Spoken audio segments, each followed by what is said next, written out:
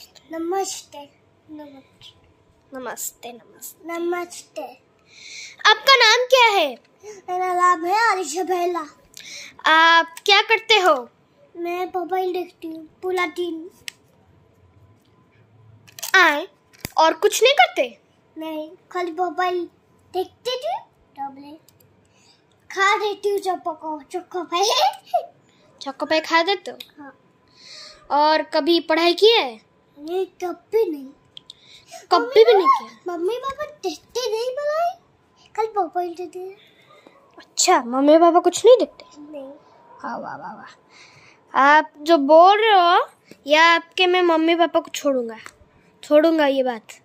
Mummy papa आके ऐसे एक थप्पड़ देंगे। ठीक है, बोलो। और आप स्कूल जाते हो?